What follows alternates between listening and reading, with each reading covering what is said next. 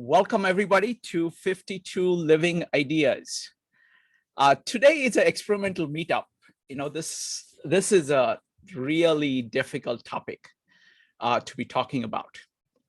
And let's see how well we do.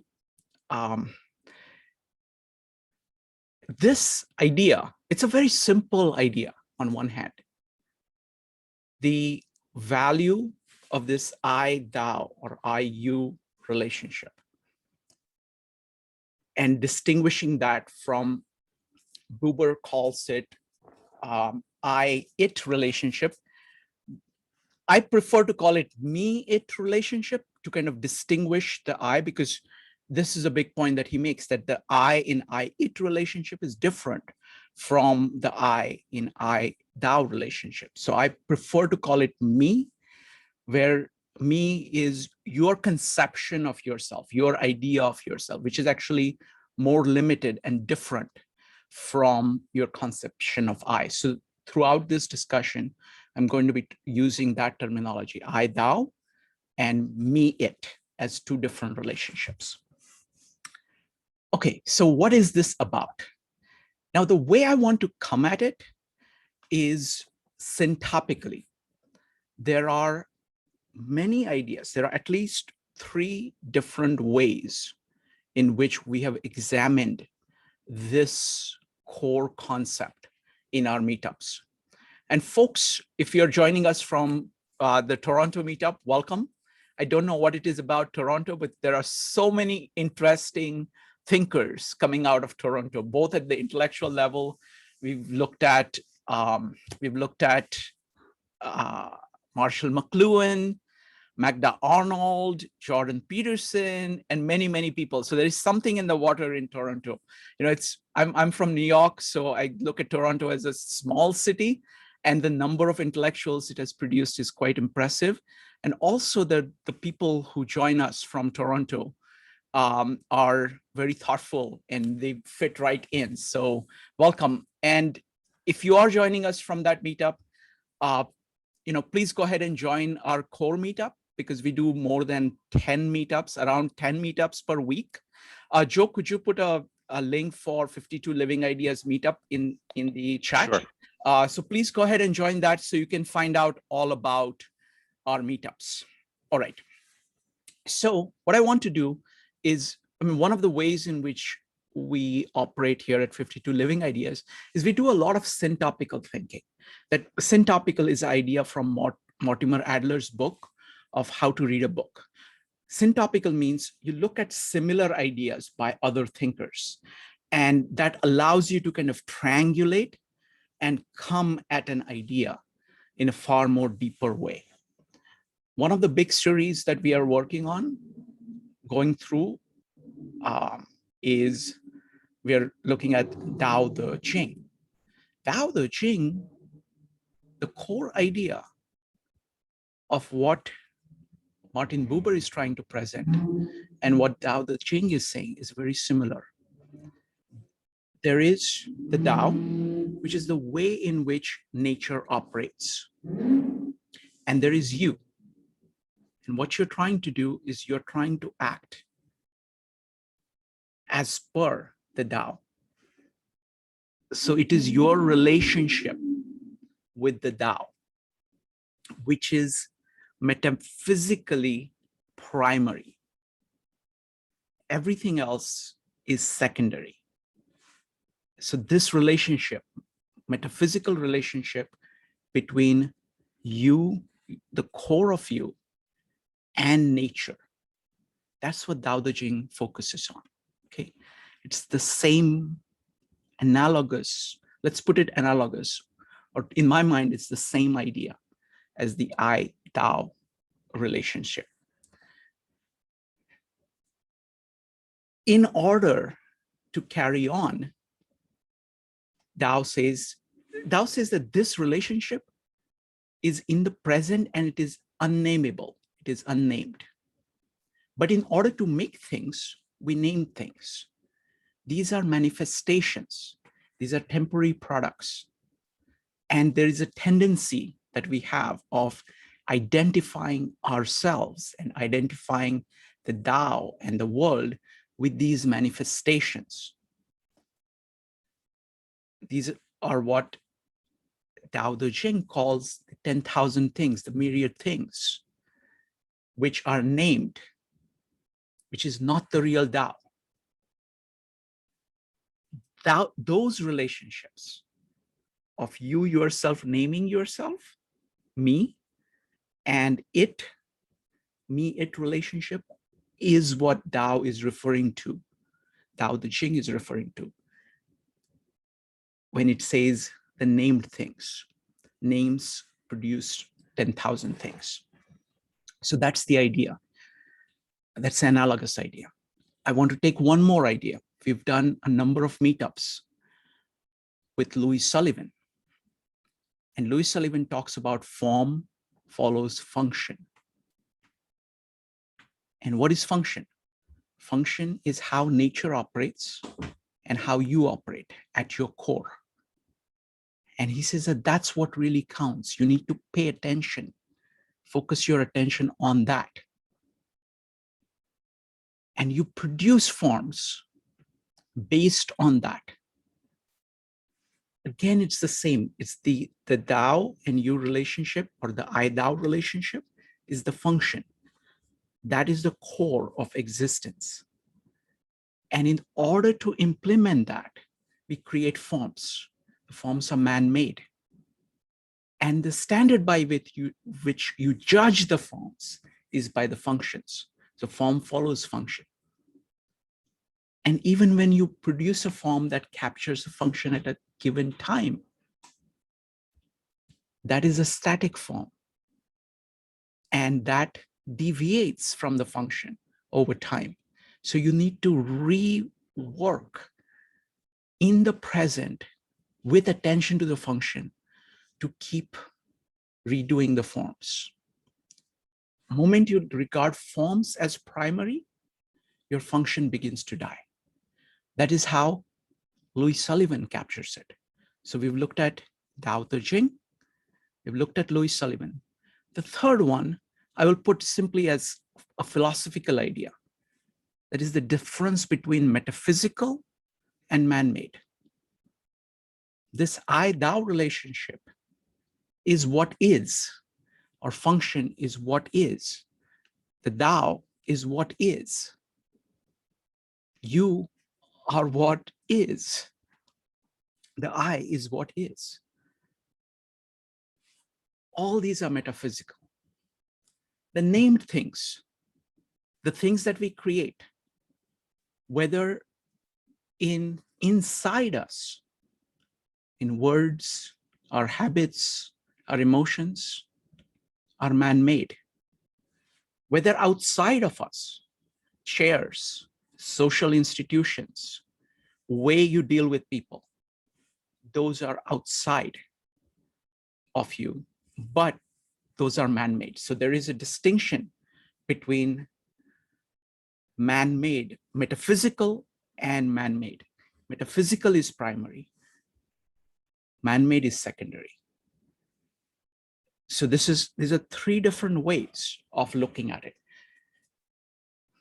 What Martin Buber is saying, again, I want to say my understanding of this is very, very poor. Okay, I'm just beginning to read it. Okay, this is the first time I'm reading it. But what I hear him saying is the same thing that Tao Te Ching is saying, what Louis Sullivan is saying, this distinction between metaphysical and man-made. There is a tendency that all of us have, is that when we have created something man-made ourselves, we fall in love with it. And we think that that is reality, but it is not. It is not metaphysical. It is man-made. And so there is a tendency we have of both the me and it, whether things in the world or within you, something that you create, you mistake for what is. And when you do that, you lose the grandeur of what is. That's what he's talking about. Now, his concept of I thou is really, really fascinating, because on one hand, you can see it as relating to nature. On other hand, you can see it as relating to another human being. So this is also a point that all these people make. The other human being has an existence. The underlying idea here is that what is magnificent, and what you are, your I, is magnificent. And that is extremely precious. It's extremely important. And that same I is there in the other person. And that's the you, or the thou. And by being open to that, having a deep relationship with nature, with other human beings, with God, all these are synonymous to, in all these terminology. That is the foundation of other things, of the man-made things. That is the core point. Now, I also want to say that most of these people, they realize that you need the names.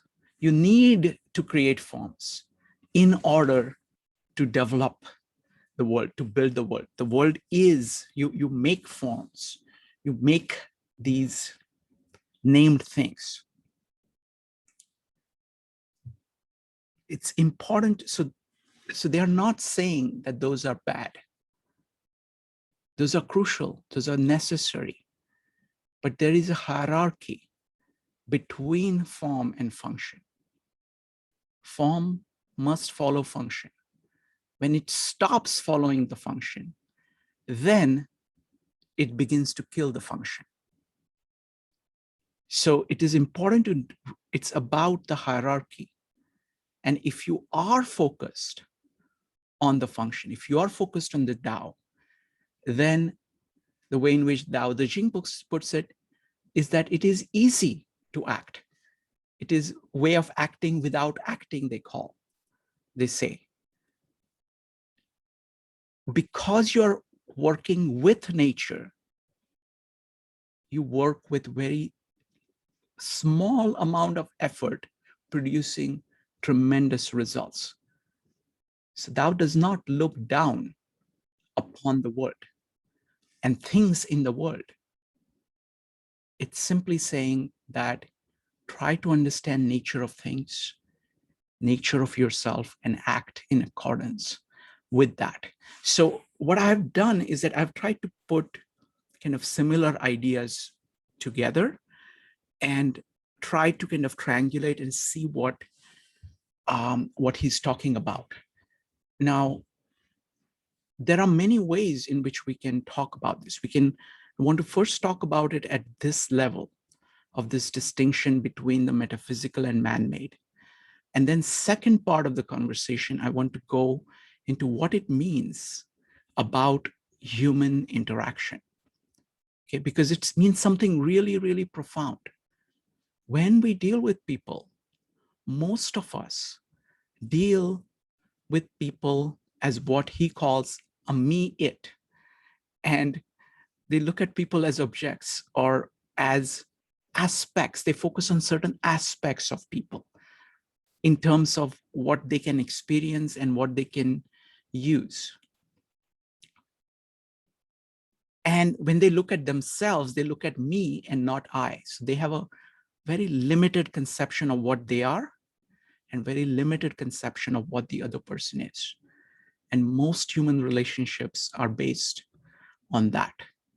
What he's pointing to is something very profound about human relationships. So first I want to look at the metaphysical point, metaphysical versus man-made, and these equivalents. There are many people, many of us here who have been coming to the Tao Te Ching, many of us who have been coming to the Louis Sullivan meetups. I want to hear your thoughts. This is a conversation. I don't know much about this. Okay, I'm just putting things down on the table so that I can hear what you folks have to say. So let us first focus on this, the basic idea, and then we will look at that applied to human relations. All right, so there are many new people here.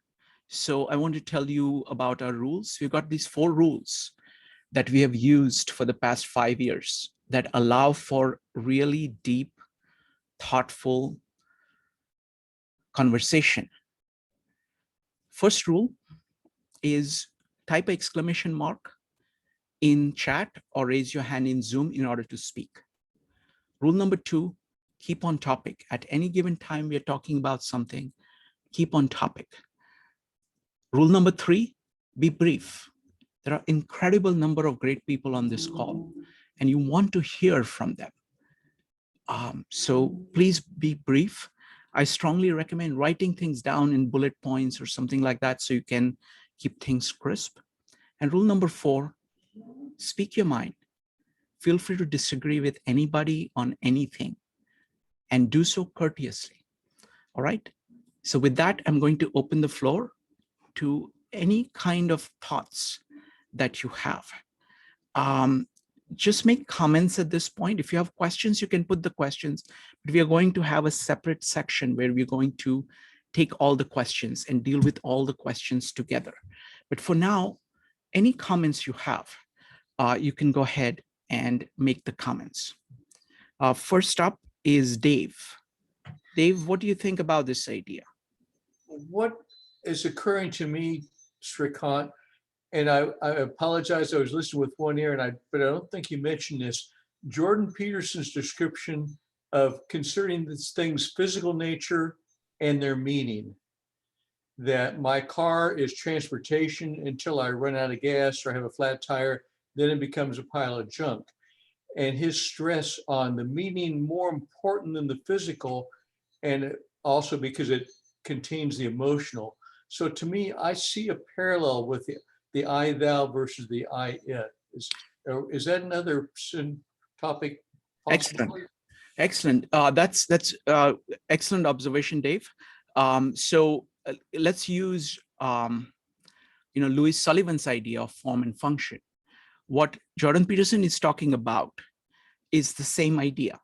That what really means is like, what is the function of something? Is to say, what is its meaning to me? What is the function? What is it serving? What it is the form of it. And so thinking in terms of functions. So you're absolutely right. That's exactly the same kind of thing that we are talking about, same distinction. Next up is going to be Jeff, James, Madeline, and Salome. Jeff. Hi, yeah, I was pretty interested in him a few years ago. I didn't read the book this time, but I read it before. And I mean, it really is a whole new terrain. I just going to point out, it's not really a question, we're not doing questions yet anyway. It's just that the model of the I thou relationship is really love. I think that's the only one that hardly anybody's really been in, and not all of us have been in love either. So the thing is, so that there's that question of hard to find, and I think it's even harder nowadays that we're so atomized. But my real, I'm more trepid. I'm less intrepid about this than I was when I read about it like 10 years ago. People are so complicated. That's so much work. I mean, it's like, you're going to argue with your partner about, who's going to clean the house, or you could just pay someone to do it, a maid, whatever, right? So that's just, we're so used, we're not used to the amount of effort that the I-thou relationship seems to require. Thank you. Thank you, Jeff. I mean, I agree with you that the core of it is love. That's the emotion that the I-thou relationship, whether it is the love for another human being, the love for existence, nature, the love for God, or love for yourself, the core part of you. That is a kind of existential kind of foundation, the emotion. I mean, it is called an emotion. I mean, this is a distinction that Buber makes really well. Like, he says emotions like that are the consequence, but there is a metaphysical feeling, if you will, that kind of underlies it. So thank you very much. Great point. Next up is James, Madeline, and Salome. James. Yeah, I think this idea of I thou, is really, significant. That it's, I think it's breaking out of this kind of subject-object relationship that the individual has to others, and with the environment and with nature and so forth. And it's thinking of yourself. The subject-object relationship is thinking of yourself as somehow outside of nature or outside of the human society or human experience, and that you're looking in as an observer, and you're objectifying the other, so that they have less meaning, or that they're usable. Or you can look at a tree and think of it as an it, because you can chop it down and make it into a table or something, right? So it becomes an it.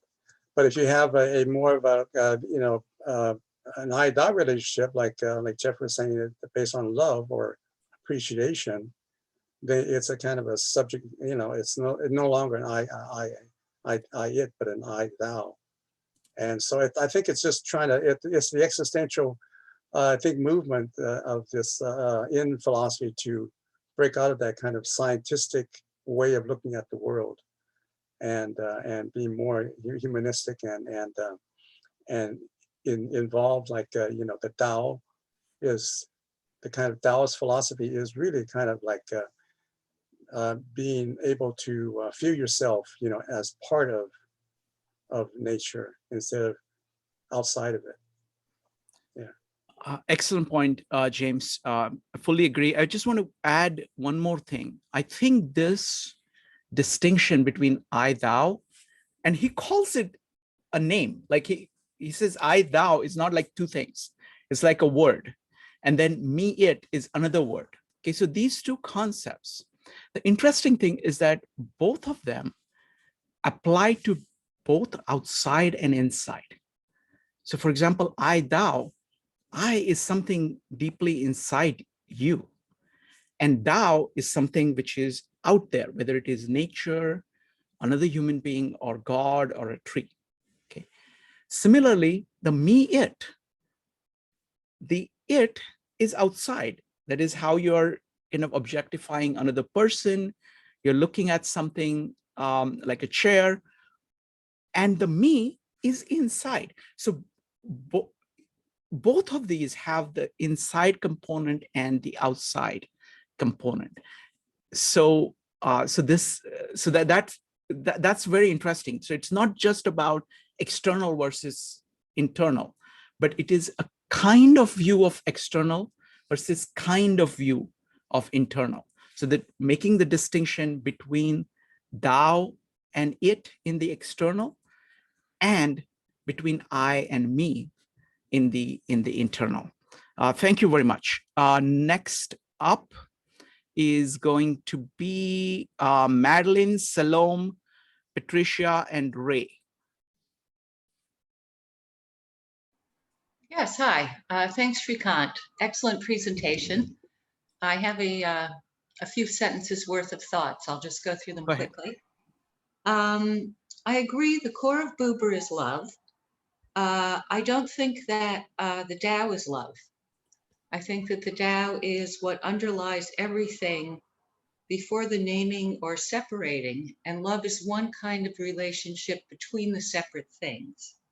So an example of another kind of relationship would be predation, like when an animal kills and eats another animal, and that too is part of the Tao, just as much as love is. But as someone who is human and distressed by the state of human affairs, I'm very glad we're focusing on Buber.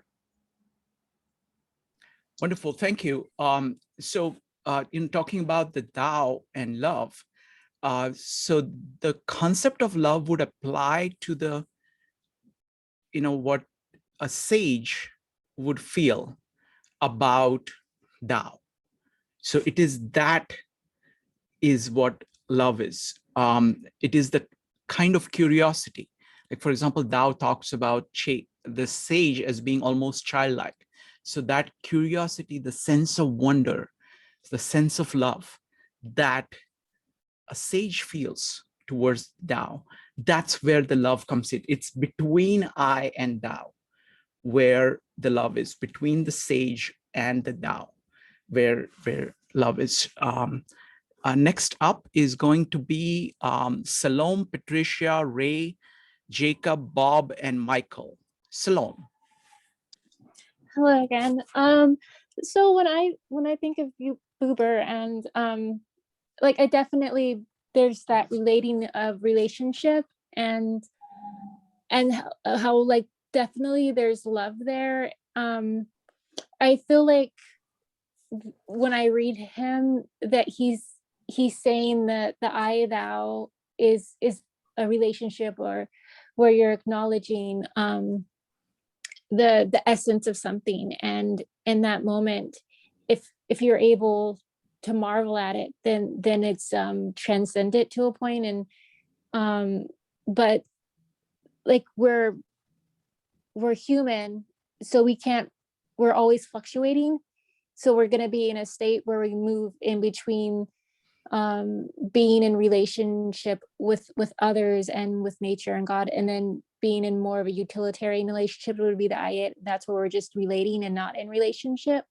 And we just kind of have to be careful, because if you have more of one than the other, then you can really look at people as for use or utilitarian, and not relate to them in the I thou, even though it can't constantly be that way. But I think it just makes those moments sweeter, like what the gecko says, like we just had a moment there, when even in the silence, like you're able to recognize that sweetness of the essence of someone or a tree or a river, or just something beautiful for its very essence, without naming it, just knowing that you can love it for its being. Beautifully put, Salome. Thank you so much. And that's absolutely true. You have, we are human, and both these are parts of us as human, and we go between those. Just like we need to focus on function, we do need forms in order to live, in order to carry out our life. And you definitely, fluctuate, just beautifully put. Thank you.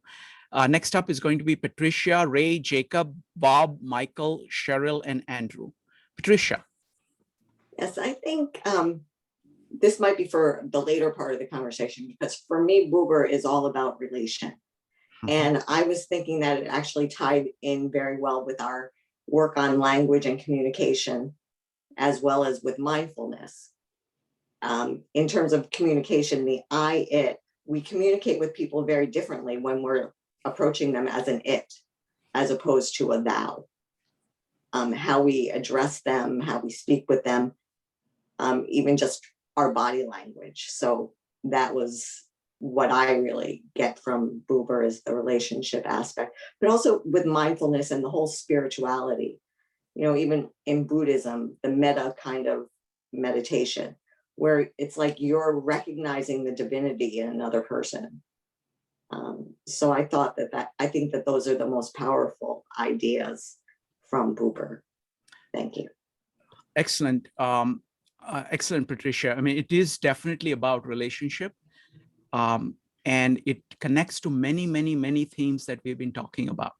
And that's why I wanted to bring this up. So for example, we are doing this series on language, where we are distinguishing between written or digitized language and the hermeneutics, or the interpretation, the power of conversation, where you are actually engaging another human being. You are listening to the other human being, and you're responding. So there is this loop going on, and there is a relationship, that is formed. That is the foundation for that. So absolutely, that's excellent point. Next up is going to be Ray, Jacob, Bob, Michael, Cheryl, Andrew, and Rami. Ray. Thank you, Shrikant.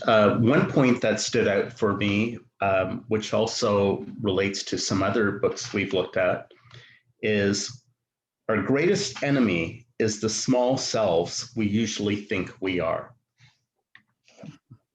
Wonderful. Excellent, excellent point. And it's kind of like you are undercutting yourself. You're thinking of yourself as being much less than what you are. There was a beautiful presentation by a dancer that we had where she was talking about, her point was that it's not about the conflict between individual and society, others. She's saying it is really a conflict between love on one side and fear on the other side. When you are, and she had a very beautiful way of putting it. She says, when you are afraid, you go like this. Okay, so you are actually afraid of yourself, what you are, and you're afraid of other people. When you trust and love, you go out like that. So you reach deep inside you and you reach out. And that is the difference between kind of love and fear or trust and fear. And that's exactly what he's talking about. Thank you. Next up is going to be, let's see, it's going to be Jacob. Jacob, go ahead. Yes. Jacob, you're new, so you came in late. So we have rules where we just type exclamation mark when we are speaking. We keep on topic.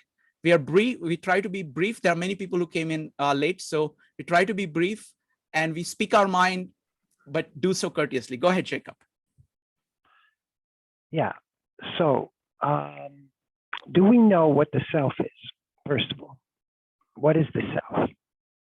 Sure. So what we'll do is that we'll take all the questions at the end. At this point, okay. See, we run. What are we doing now? What are we doing is that we run a very structured. You want comments? Is that it? Yes, just brief comments. Okay. 1 minute. What I've observed is that when there's an I, which is the past conditioning, which is always the past, it's not what's happening now, that invents the you. And you're doing the same thing to me. And as long as there's an I, as long as there's a you, there's no relationship, there's no connection, there's no communication going on, there's translation going on, there's the movement of thought going on, but there's no connection, there's no communication, there's no communing. We are not communing together. Therefore, conflict, violence, and suffering are inevitable. And we've had thousands of years of history to see what clinging to the illusion of the I has done. Have we ever considered what life would be like, just for one day at least? What would life be like without me? Is there an action that comes from the ending of the me or the non-interference of the me in perception? And what would that action, would not that action be called love? Peace, thank you. Joy, creativity, compassion, truth. Okay, thank you. Thank you very much. Next up is going to be Bob, Michael, Cheryl, Andrew, Rami, Donna, and Shav. Bob. Hi guys. I see I, it is very different from I, thou.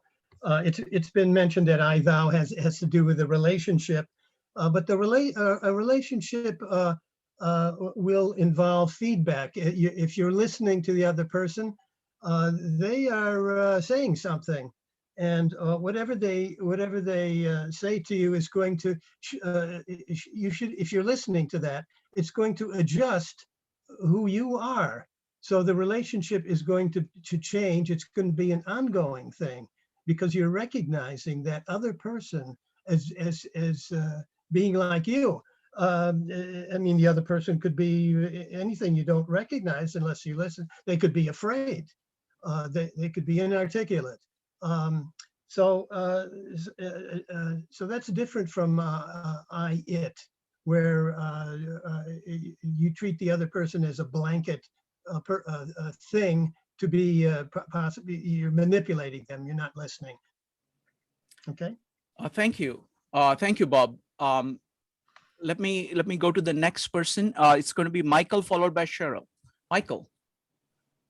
Yes, we've established that this is all about the relationship between what's inside of us and what's outside of us. So I think we're better off when we can start blurring the lines between what's inside and what's outside. For example, if we're observing a tree, we should be able to find the same stillness in the tree that's inside of us.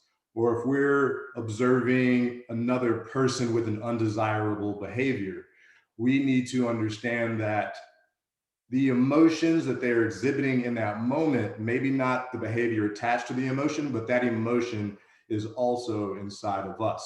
And the same with joy, happiness, and all of the other emotions. So it's about blurring the lines between what's inside and what's outside, and finding the relationship between what we're looking at and seeing that in ourselves as well. I think that's a profound point. I mean, it's kind of like resonance. It's like, you have this loop going on, and if you are bringing something and they are bringing something, what shall I say? If you're limited in your thinking, what you're putting out and what you're taking in is also limited by that, and it's vice versa.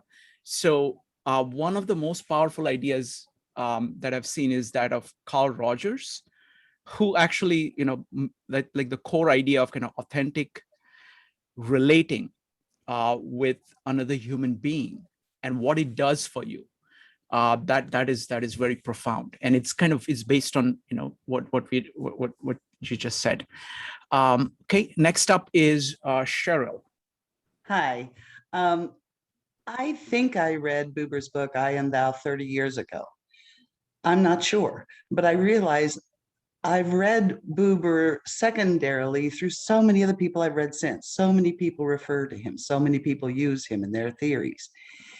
And so I watched the video and I found it really useful, although kind of startling at times in its choice of images, speaking of digital versus, But the most powerful part, and I really loved this, was at the end when the video talked about Buber's concept of spirituality and how that is perceived as the thou, the ultimate thou for all of us.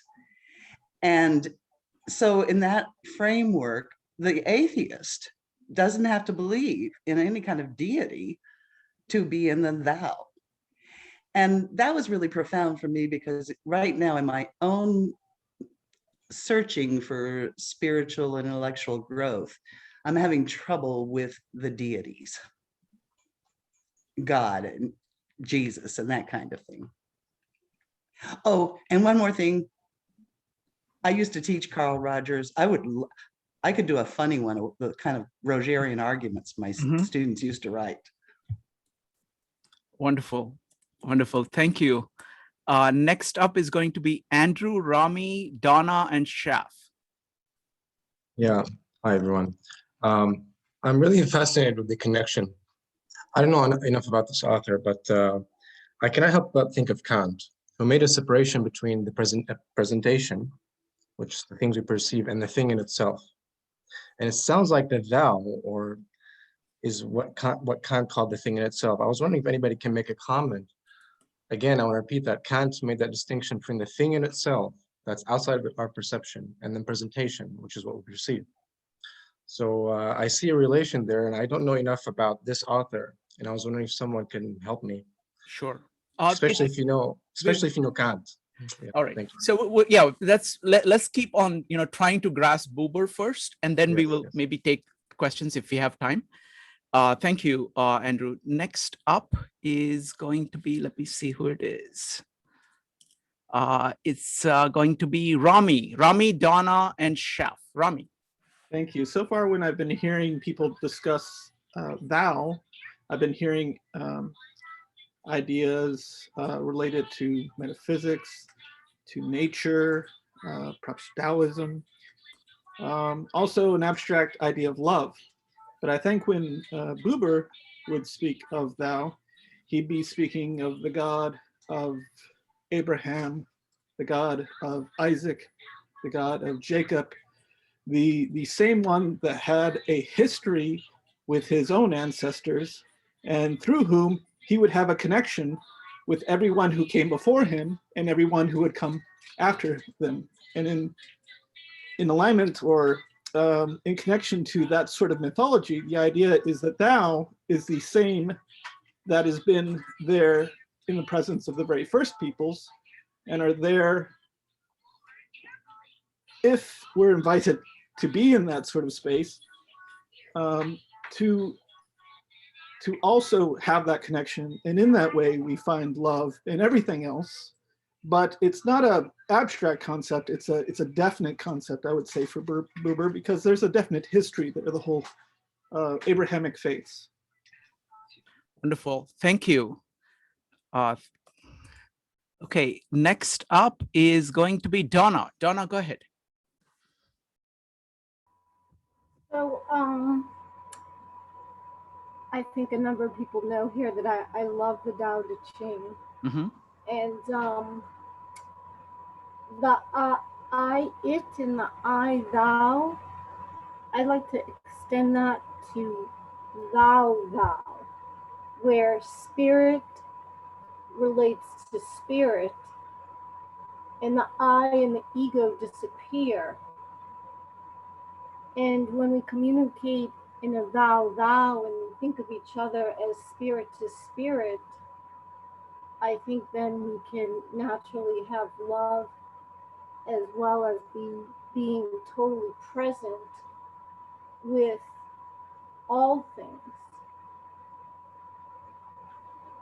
Wonderful. Thank you. Thank you, Donna. Next up is going to be Shaf, followed by Sunny. Shaf. Hi. So actually, Rami's comment made me think a little more about rethink my comment because I didn't realize that the lens at which Buber was writing this through was more of the non-secular Abrahamic lens. And if that's the case, then so I'm not very versed in this author either. So I'm gonna probably make a fairly crude comment / observation or thought. SO, apologies in advance. But what I would say is that I guess I'm having trouble in just the practical application of this in terms of that I-thou relationship as it would, apply generally to the everyday, in the sense that most of human functioning is not based on that kind of lens in looking at other people, and I realized that in the philosophical sense, we're talking about that's probably maybe a more enlightened way of looking at things. But I'm wondering, and my thoughts surround what is how do you extend that to everyday living, in a sense that knowing that the world is not like that, and that you still have to not view the I-thou relationship as applying to every person every time you talk to anyone, because I feel it could be a lot of work to maintain that, because even though you establish that connection with the person for a moment in time, I feel it's fragile and it could be severed, and then all that work is sort of lost. So I don't know, those are just my general thoughts. Wonderful. Excellent points. I mean, it's absolutely true that this kind of a relationship, a metaphysical relationship like that, is very difficult to sustain, and that there are so many distractions all the time. And what we're going to do is that in the next phase, we're going to be talking about just relationships between people. So we'll look at it from different angles. The simplest way to kind of ground it is to think of really, really good relationships that you do have, whether it is family, friends, loved ones. I mean, that's the kind of base on which, that is a way to kind of base it, not saying, okay, any stranger, that comes, I would say, much later, and it's much more complex to kind of think through all of that. But that's where I would start. And we're going to look at exactly that point of saying, how does this apply to human relations next? So we'll come to that. Thank you. Next up is going to be Sunny. Sunny, go ahead. Thank you. It seems that the I-thou relationship, it needs trust. Without trust, we objectify people. For example, if I look at my book club friend, I say, well, you're not my real friend because I know you don't practice what you preach and I know you're unreliable. So I'm judging. And I'm thinking, yeah, you're just my book club friend. However, if the practice is done correctly, there will be no irritability, no anger, no judgment, and no resentment. So there's no labeling. I-thou is easier, like with an old college friend, where we've been through a lot and we have cultivated trust. Thank you. Absolutely, absolutely. So let's go now directly into this topic of relationships between people and what this, what Buber is saying about that. Now, this is a very, very difficult topic to talk about, but we can talk about it in, I'm going to again start in an indirect way. We have been looking at language. We've been talking about communication, mostly ideas of Walter Onk. So I'm going to connect that in here. And then again, I'm going to open it up for comments and thoughts. And after this, what we're going to do, it's about 9:49. After discussing this topic, we're going to go into small breakout rooms where we discuss things at depth. And then that'll be only for about 20 minutes. And then you get to come back and put your best question on this topic on the table. And then we're going to do a lightning round of answers. So everybody gets to answer. I'm going to organize all the questions, and then we're going to answer them. But before we do that, I want to talk about what this means for human relations. Okay. Again, I'm approaching it indirectly through work of Walter Onk. Walter Onk is saying that, when you are actually communicating, even when you're thinking, it's like a conversation. That is his model, that language is interpretation, that the way you engage with the world is through interpretation. So you say things, you listen, and you keep working at it. You are trying to get to the heart of the world. And the only way to do that is through this open loop of conversation. It's a very similar idea. And this is distinguished from, for example, what people think about thinking that, okay, I just have to figure things out in my own head, or I write things down and I read whatever has been written. What Walter Onk is saying is that what is fundamental is encounters.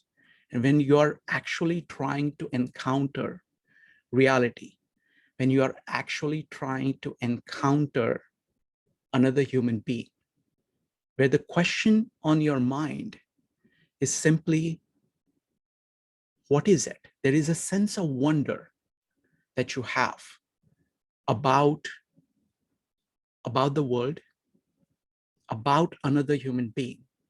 It's almost like, and it may seem very odd, but if you look at children, they actually have it. They actually have that sense of wonder when they look into the world, when they look at people, they have that. So in that sense, it's not something that is a great achievement, but it is something that we kind of start out with, and then we lose somewhere along the way. As we become more and more capable of dealing with the world, we lose that core ability. And that way of relating, like kids playing with each other. That's what he is referring to. It's the same, and it is very profound. It is, to him, this, as Rami was pointing out, this is from religion. He's looking at it as that's the proper relationship to God. In Indian philosophy, this is a very core idea. There is the idea of Brahman, which is everything, and there is the idea of Atma, which is your soul, the core of you. And the basic principle, the most foundational principle of Indian philosophy is Tat Tvam Asi, you are that. So there is an equivalence between you and the universe. Like when, for example, people say namaste, what they are saying is that God in me is greeting the God in you. So this idea is actually foundation. This I, thou is a foundation of Indian way of thinking about God, a human, and human beings, and relationships between human beings. So that kind of profound wonder about another human being, actually trying to look at another human being instead of observing parts. So it's another way of putting it is, this is like a holistic way of looking at another human being or nature, as opposed to taking things apart. So that's how I see it, but I want to now open it up for any questions. Now, not questions, but any comments about human relation. What is this I, thou relationship as it applies to human beings? Okay, so everybody who wants is welcome to comment. And once we do this series of comments, we are going to go into breakout rooms to discuss these ideas, and then we will come back with the best questions, and then we will try to answer all of them. Okay, that's the plan.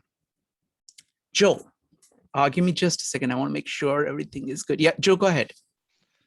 Yeah, I thought a little bit about this particular topic when they discussed it in the sources that you provided, with this like this relationship with God in particular, how it's the eternal thou, and then it's not necessarily trying to manipulate what you want out of something. It's about seeing this I thou relationship with everybody else. So I think it's a lot like this love and fear relationship that we were talking about earlier, that it's no longer a love and fear, it's a love relationship. Once you see the God in everyone else, you can be in that present moment. That's the I thou. But when we begin to objectify it, we're looking at it more from a fear perspective, and then we're trying to manipulate it. So that's the way I've kind of seen the relationships between this I thou and I it, or me it. So wonderfully put. Thank you, Joe. Next up is going to be Dave, Cheryl, Deborah, Ray, and Kevin. Dave. Yeah, just a little comment on this I, thou, and the people we meet every day, which first I thought, well, that's impossible, because I mean, the guy that sacks the grocery, the story, I just, go on my way. But the more I thought about it, I've commented about this before with other groups. I'm in a city of 300,000 people, okay, at Tacoma, Washington, but a lot of us, especially if we're single, we feel like we're all alone. So it's so important. The essential workers normally have a name tag, and to take a second and to thank you, Juan, for sacking my groceries today. And we meet people on the street, it's completely anonymous in most cases, but at least smile and say hello, look a person in the eye if they want to. It's a way to reaching out, and it's a partial way to make this an I-thou relationship. Sure, you're not going to tell them your life story, but we need to humanize the human experience and not just that we're robots. Thank you. Thank you, Dave. Next up is going to be Cheryl, followed by Deborah. Cheryl. Dave, thanks. That was really, I really liked what you said, because it tied in with what I'm thinking. As I'm listening to all of you talk, I think it's swirling through my head. I've read so much about all of this. And I, like many of you, I'm making connections with so many other thinkers and theorists. But when I was teaching, one of the things I emphasize is how do theory and practice interact? And I started thinking of my own growth in the last year and realizing, just like Dave was saying, that I think there are times through these kind of meetings, through this kind of investigation, that I've really begun to see the other person. Not always, I don't always do it, but I think sometimes it's important to recognize where we have learned some of these things and are enacting them. Wonderful. Thank you. Thank you, Cheryl. Great point. Next up is going to be Deborah, Ray, Kevin, Mike, and Salome. Deborah. Okay, so I feel like I've talked about this before, but it made me think of that idea of like reciprocity and vulnerability, that like, essentially, I think you have to make yourself vulnerable to an extent if you do really want to connect with people. And I think it's difficult, especially because relationships often do fall short of our expectations, and it's genuinely disappointing. But I think it's important that we still do try to connect with people, like in a genuine or sincere way. I think it can be different for different people, how you do that. But I do remember I took a class and I remember this quote by E.M. Forster, only connect. And I really liked that because I thought that it's succinct, but I don't know, it's how I feel about, wanting to, I guess, interact with people. So I thought that was nice. Wonderful. I think the point about vulnerability is key point, because you're simply saying, who is this person? So you're actually looking at the person. So you are looking at nature. So you're being vulnerable. I mean, the point that Joe was making about fear, see, people are afraid of that because you can't, like, it is assuming that I actually want to see what it is. Okay, whatever it is, I want to see what it is, and that requires a level of trust and openness and willingness to be vulnerable. Exactly that. And what happens is that is too scary for most people. And so it's basically the point about fear of saying, no, I will, dial it down and keep it only up to that level. So great, fantastic point. Thank you. Next up is going to be Ray, followed by Kevin. Ray. Thank you. So one of the things that I had written in my notes from the short YouTube video was, most of the time we're trying to use each other to get what we want. And that was something that stuck out for me, but also presence in the present, just really being present, like the children that you were talking about and the relationship that they have with no filter.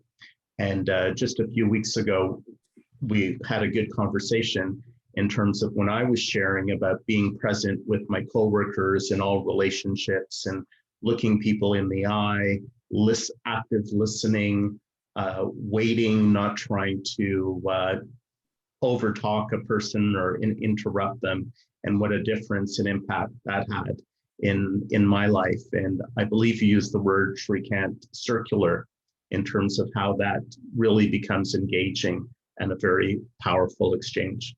Thank you.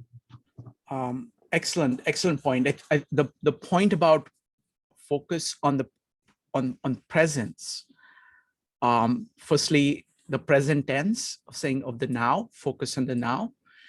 That is crucial to all of this, because like most people are focused on the past, like all the named things, all your preconceptions, all your habits, everything around you that you're counting on is all the product of the past. Or you can be distracted about the future, but the future is also a product of the past, in the sense that it's the thinking in the past which is kind of projecting out into the future, right? Whereas existence exists in the present. So this kind of a metaphysical approach is the same as mindfulness. It is to be aware, and to be aware of what is, both outside and inside. So I think the presence point, and it's he uses the word presence. You see, presence is such a powerful word. You know, a person has a presence, and you are actually like, there are two presences, you know, and the presence is basically the actual interaction, like in the present of two beings. And that's very profound. Thank you.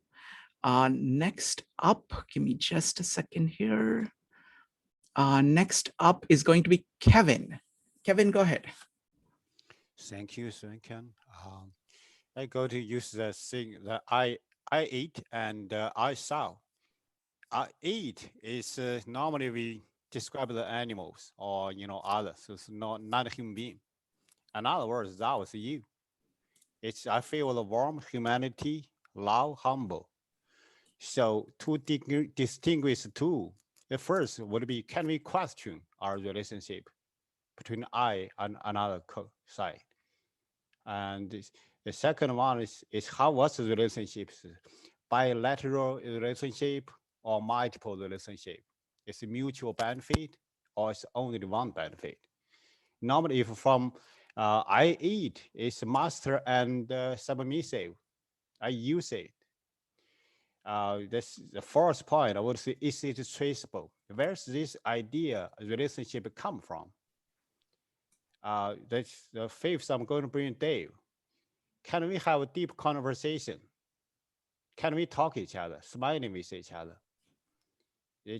By the way, I would say people love nature. They do like human self. So though comes from nature most, I would say the love of people too. They have love. Thank you. Big love. Wonderful. Thank you. Thank you, Kevin. And Brian makes a very interesting point. Actually, this came up when Mark was doing the meetup on mindfulness, that if you are mindful, you're actually mindful of the other person. So it's like that mindfulness has to be, you have to have the mindfulness to be mindful, within yourself. And then you can be mindful of the other person. So it's like both go together. I wouldn't say it that way. I would say it's both. Both happen at the same time. Next up is, let's see here. Sorry, I keep losing this. Next up is going to be Mike, Salome, Laura, and Shaf. Mike. Yeah, when you mentioned before about the wonder that kids seem to possess, I kind of think they have the ability to go in between. I'm not familiar with Buber at all, but I think kids can go between the I, it, and me, thou, or however you want to phrase it. As you were talking about the kids, I remember vividly being a kid riding the Dragon coaster I live in close to Rye, New York. Mm-hmm. It's a famous roller coaster. And, it's made of wood and metal and it's inanimate. But when I was a kid, that roller coaster was real to me. The whole amusement park was. So it was kind of like, I think kids have the ability to kind of meld the two, if that makes sense, and live in their own world. And then by the time we're adults, we kind of lose that quality. But it was amazing when you were talking about the kids. I can even hear that roller coaster started with a very ascent, and you look to your left and there's this huge drop. And I remember being this kid watching this roller coaster. I could hear the sound that it made. And these are all, mechanical things, but yet to me, as this 10-year-old kid, it was real. It was like I was in my old world. So I think kids can kind of connect the two. Yeah, no, Mike, that's a great point. And the great thing about this guy, Martin Buber, is that all the points that everybody is bringing up, he's actually discussed each and every one: vulnerability, presence, just each and every one of them. I mean, it's a very short book. And it's kind of, it's full of kind of aphoristic words. It's very poetic, but he's managed to cover all of this. So the way he talks about this, what you're talking about, how kids go between them, he's saying, look, it is natural that you have to make things. Okay, you have to make roller coasters. You have to use words. But if you have an I-thou relationship, then you can make those things live. See, moment you actually produce them, they're kind of dead because they are out there. But if you bring to it this I-thou relationship, it's like being able to, like in Louis Sullivan's terms, you're able to see function in the form. So you keep on modifying the form and you kind of make that form living, like the way in which a kid plays with something, right? There is a living component to that you would opposed to, somebody who is older, who has kind of gotten bored of playing with something, still going through motions. But for a child, like all aspects, you can give child a present and he will take the box and do things with it. Just seeing what can be gotten from a box. A box is a thing, but the way the child is looking at it is that this is an amazing part of reality. What is my relationship to it? And dynamically in the present, engaging it. So this kind of engaging or encounter or presence, all of that is there in the kind of living mind of a child. Thank you, Mike. Great point. Next up is Salome, Laura, Shaf, and Rami. Salome. I found it really intriguing that you mentioned the namaste, because from my understanding, with the I in that relationship is that it can't be established or exist between two people unless there is God in between those people. It's a relationship that's based on the fact that there is God that's present. And I thought it was really neat that they kind of mirror each other. And it reminded me of, with the presence and just other people's comments, it kind of reminded me of some time that I spent in Hawaii, and how I kind of laughed when I was taking this Hawaiian studies class. Like, people give each other, it's called honi honi, but you touch foreheads and then you expel the breath from your nose. And I told my instructor, like, I wouldn't do that. That's air from your nose. It's dirty. He's like, no, the air from your mouth is dirty because that's spoken with words and lies and deceit. But that's the air from your nose, and you don't speak with that. You just, that's where your breath and your life come from. And after actually, having to do honi honi eventually later on, it does ground you to the presence of that person, and you are acknowledging them, and you're even exchanging your breath, the thing that animates you. And it just, it primes you to be ready to have an exchange, a very exchange where you're acknowledging the existence of a person. And I just always think of that when I think of Buber and the I and thou, and finding truth and finding God between two people. Wonderful. Thank you, Salome. Appreciate that. Let's see. Next up is going to be Laura, Shaf, and Rami. Laura, what do you think about relationships between people? What is Buber saying about that? Yeah, that's the thing I was interested in, sort of the me part of it, because I'm fascinated by human relationships. I'm with Dave about, sort of acknowledging people on the street and seeing how they smile when you do it, even though they think at first it's kind of strange.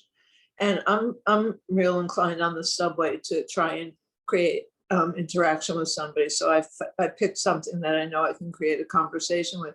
And surely, very quickly, people happily engage in conversation. And when they leave the train, some of these people have been so thankful for that time, because at first when I was riding on the train, I would make people take their earbud out and put their phone away. And I said, I have a rule that if you stand in front of me, you have to speak. And boy, these people were like, so. And so I keep thinking that that's such an environment, it's a microcosm of everything. There's so many people from so many places. And I would love to get like everybody on in that car talking to one another. I bet they would have such a good time. It would probably be a party by the end of the trip, because people like to speak to each other, strangely enough, but they are fearful. they're, they're with their fists like this. But if you get to them, and you can just talk about something like a book on their lap, or, maybe the game they're playing on their phone, they'll talk to you. Just get, one little iota. Doesn't take much to create conversation, and people will start telling you everything about everything. And I think that me part is really important. And I think, it's different levels of it also.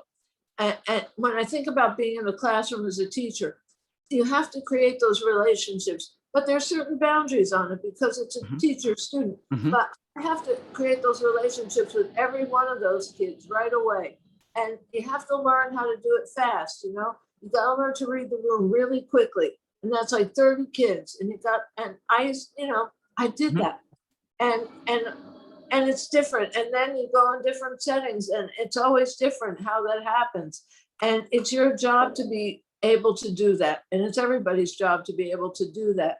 And I think that's how we get the me going. And Wonderful. That's Thank what you, Laura. Thank you, Okay. Laura. Great observations. Now, I am also from New York, and I'm very much of a city guy. So I really like cities, and I'm very, very comfortable with them, and I really like people. So I actually talk to people in New York just randomly. And a couple of things. One is the difference between visual and oral communication. Like, I have found that what you think a person is going to react like is actually very different when you start talking to them. Okay. And I talk to people everywhere I go, and I made some lifelong friends as a result of it. Just random, people who look like they may be interesting and deep people. I would talk to them, and I made at least half a dozen lifelong friends as a result of it. So it's not just, making a person feel good in the present, but that's what the potential for human beings is. And you actually have a fairly decent sense of, the thing is that I run meetups in New York. So I've met at least something like 6,000 people have come to my meetups. I get between, when I used to do this in person, and I'm going to start doing them soon, I would get between 50 to 80 people showing up every Saturday, spending about 5 hours discussing topics just like this. Okay.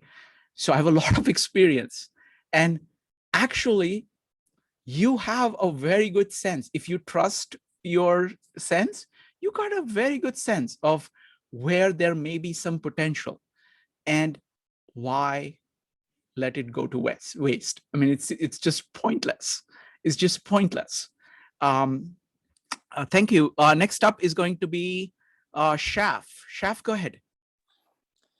Yeah, I've sort of come to, just listening to all the comments and whatnot, I've come to a little bit of and just also thinking of Ayanda, a little bit of a downer of a realization, I feel, just, processing really all of this for the first time. But I was thinking of what Michael Amori, about the child, kind of being kind of in awe of how children are able to apply this I-thou relationship very easily.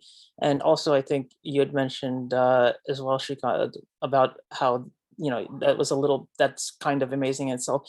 And I was wondering, I was thinking, I wonder why we find it amazing, because from when we are younger, our educational system kind of and this is also applied to the whole idea of being in the present. Our educational system kind of molds us not to think about the present. We have a whole system of grading and evaluating ourselves against our peers so that we can look better against them in the future.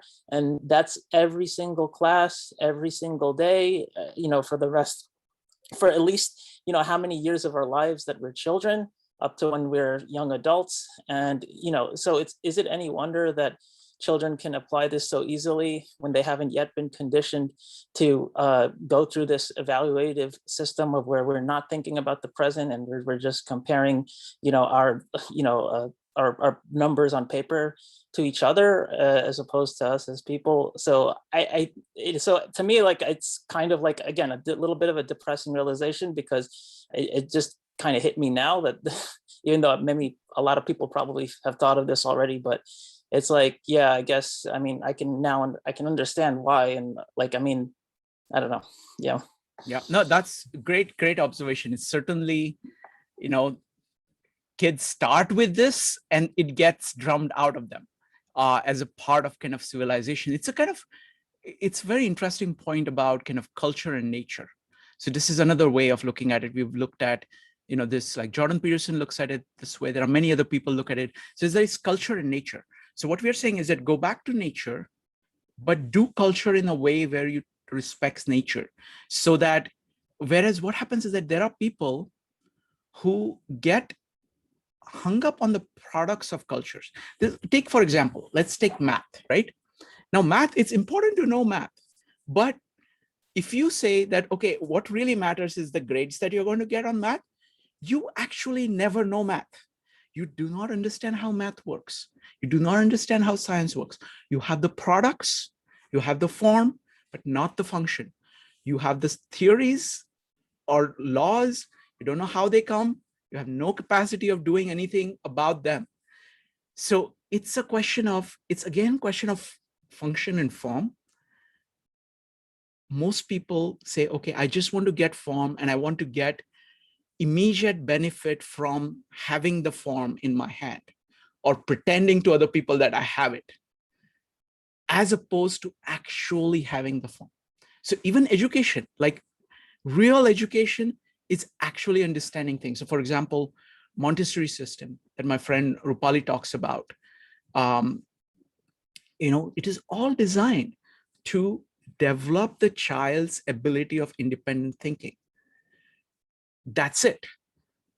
So it just expands this curiosity that is there. It fosters this independent exploratory spirit, and everything is learned like that. And then you actually learn the thing, and which is very different. So it's like in trying to get the effects, you will lose the cause. But if you try to get the cause, you will have the effect too. Great point. Thank you, Shaf. Next up is going to be Rami, Maritza, and Mark. Rami. Thank you. Listening to Shaf, I was, well, even before that, actually, I was thinking it, in the I, it is an object. Any object that doesn't share that which the thou has. What the thou represents is conscious, a conscious entity, a real addressable, you can understand that other as having emotions and any and everything that you have, and some that you don't even. And Shaf, the second point that you made, you said we have this culture that trains us to objectify the other and essentially treat them as an enemy. And I can see why you're feeling down about that, because that really is not a healthy relation to live and to carry on in the world. But then you also had brought up Michael Amori's point about seeing the world new as a child. And I think Shrikant made that point too. And that reminded me of a statement that Jesus had said, in order to enter into the kingdom of heaven, you must be born again. In other words, to have that kind of childlike ability to see the world in that sort of sense of awe once more. Wonderful. Thank you, Rami. Great point. Next up is Maritza, followed by Mark. Maritza. I'm very intrigued by the, when you're talking relations, the subject to subject relation versus the subject to object relation, which is kind of what, you know, this all boils down to, and what Buber is saying to us. I find that it's interesting to point out to people how very much we do address things within ourselves and without as objects. I find that what Buber is telling us is the need to find or interact in a manner such that our relations or our relationships are subject to subject, which, you know, his terminology. But if I were to use my own words, I would say it's a matter of seeing past the imagery that we all present forward and relating to someone on the authentic plane of themselves. That's what I would perceive to be what he's saying to us when he's talking about his concept, this I thou. You know, we all have like personas. And I hear him saying that the path to a true relation between two beings or entities, as it were, is just you have to find a way through that noise and get to the subject. And that often subjects are hidden within an object, within an object, within an object. So, you know, it requires work and awareness. And those two things to me are where I find the thread to pull into so many of the other discussions that we've embarked upon with you, Shrikant, over the last several months. And really even so recent as Monday, and apologies to all the new folks, but we had a fantastic speaker who came and spoke to us about the Tao. And he actually said exactly that. He said, you know, when you are authentic, you have inner power. And I think that kind of is what I'm hearing Buber saying to us as well. Thank you. Absolutely. Beautifully put, Maritza. Authenticity is the key, is the whole thing. That's what he's talking about. I have to tell you this, like when I looked at Carl Rogers and Carl Jung, right? I see the same point. They make the same point in very different ways. So I use, this is kind of neither his terminology, Carl Jung's terminology or Carl Rogers' terminology. This is kind of my way of putting it, because both of them think that human beings at the core are these magnificent beings capable of so much. At the same time, both of them say, if that is so, why are people so miserable? And why are people so, you know, that's not really doing much. You have this core, so why? And both have actually the same answer. Put it, you know, slightly different. The way I think about it is that you have the magnificent core, but on the top of that, you have these self-defeating ideas. You have a wrong idea of who you are that actually stops you before you start. So these are like, you have this entire whale of self-defeating ideas about who you are. On the top of that, you're wearing this massive shield of persona to kind of pretending to be something to other people.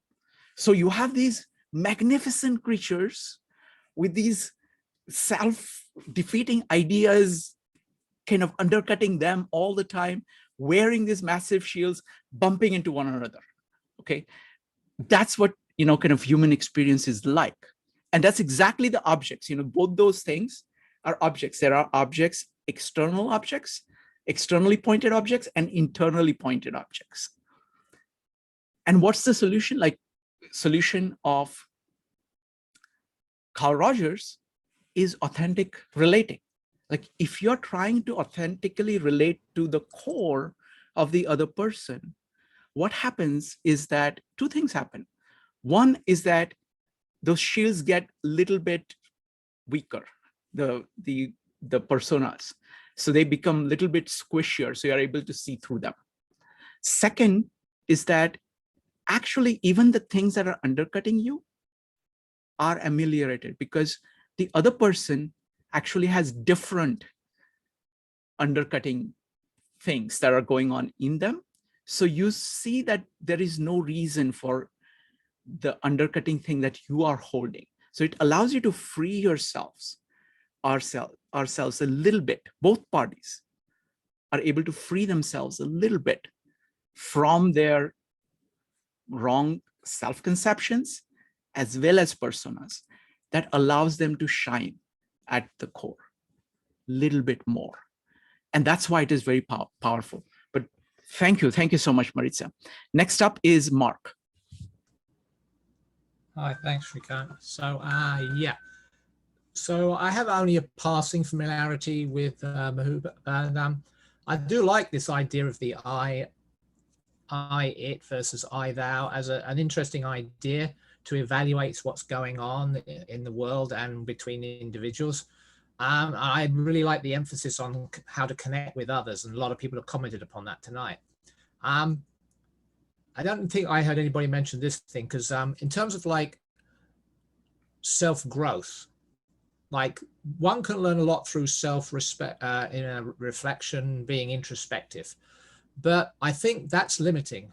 If you do not connect with other humans, there you are missing out on some value lessons about yourself. I don't think you can learn everything about yourself by being a hermit. I don't believe in that. I think, yeah, you are not a true human if you don't interact with other humans. How can you're missing a whole section of what it means to be a human. But I wanted to come on to this idea though, because I think, I mean, a lot in the chat seem to be very black and white. I don't know whether it's because of the brevity of the comments, but I think it's much more nuanced than this. And I think Buber, he makes this point. We don't stay in one state of relating. We're constantly moving from I, it to I, thou as we interact with one another. So that makes me actually think that it's more like the yin yang. You can't stay in one state. You're always moving from one to the other, and they're both quote unquote natural states. So I wanted to put that out. And then the idea that Shaf was raising about that children are better at this and we educate it out of them. Yes, I do believe our society has lots of issues with objectifying of each other. I definitely agree with it, but I don't think children are that great when it comes to this. Like, children are simpler than adults. It's just a function of growing older that you will change.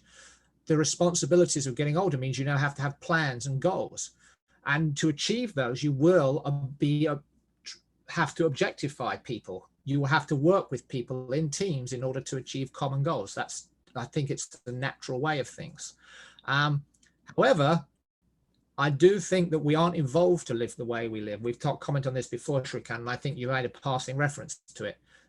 We're evolved to live in small groups, tribes, or whatever. When you live in a small group, you can establish deeper connections. We aren't capable. There's a limit to how many friends you can have and how many connections you can have. And our societies are too large. That makes it very hard to maintain any connections you do form. It's very hard to maintain them. So I think unless we want to change the way we live, we can't just say, oh, we want to be like children. You're going to have to re-engineer society, not just the schools. It's not the schools that's doing it. It's just the way we live now. And just a closing thought on that, like some of the greatest manipulators in the world are children. They learn very young how to manipulate. So I don't know whether that's an I-thou relationship right there. Okay, wonderful. Mark, fantastic comments. I'll just say one thing. Franklin, who knows Tao Te Ching very well, he was saying that there is a difference between children and sage, because sage is actually able to do things in the world fully while maintaining that curiosity, which is one step higher than children. So you can kind of learn some things from children, but there is a lot more. And definitely we need to be able to live in this world. It's not a question of either or. You have to be able to do both of them. And Mark, fantastic comments as always. Folks, what we are going to do is that we are going to take a very short time to do breakout rooms. Just focus on the big questions that you have, brainstorm questions, and then come back. You got only 10 minutes. In 10 minutes, come back and put your best question about this subject on the table, starting the breakout rooms now.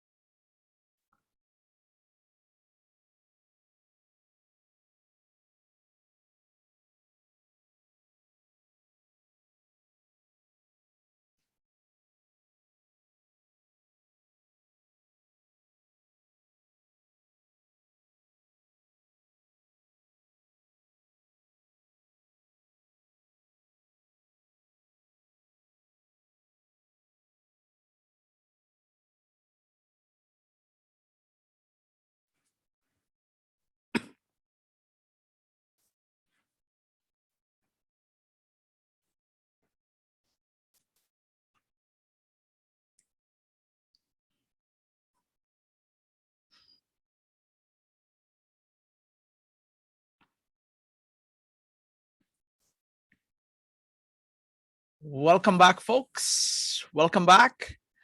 All right. So it's time for the lightning round of questions. So let me tell you about how it works. So go ahead and put on the table the best question that you have. Okay, the absolute best question that you have. And I'll collect all the questions, I'll organize them, and then I'm going to pose them one by one, and everybody gets to answer them in lightning fashion. So you got like 1 to 5 sentences to try to answer these deep questions, okay? We hold in these meetups, in 52 Living Ideas meetups, that questions are far more important than answers. Because if you walk away with really big questions, that's actually good. So let's see what we can do. All right, I want to just tell you we've got 5 incredible meetups coming up on the weekend. So if you have not joined 52 Living Ideas, please go ahead and do that. So tomorrow at 12 o'clock, we're going to be talking about Julian Jaynes' idea of inner mental space and how you can use that for personal growth and fixing psychological problems. That's by Dr. Brian McQuay. Then we're going to have 5 people talking about Louis Sullivan and his idea of form follows function that I was talking about. At 5 o'clock, and that is going to be at 2:30 p.m. Eastern time. At 5 p.m. Eastern time, it's a very special presentation. Chet Richards, who was a close associate of John Boyd, he's going to be talking about the OODA loop. That's a military concept which completely transforms your US military, and how to use that on business. He's written a book called Certain to Win, and he will be talking about that. On Sunday at 2:30, we're going to have Tom Zlatic, and he's going to be talking about, he's a close associate of Walter Ong, and he's going to be talking about orality and literacy and how language, how do you use speech and writing together to be far more effective and to connect at a very deep level. At 5 o'clock, we're going to be doing Dante. So we're going through Dante. So that's what is coming up on Saturday.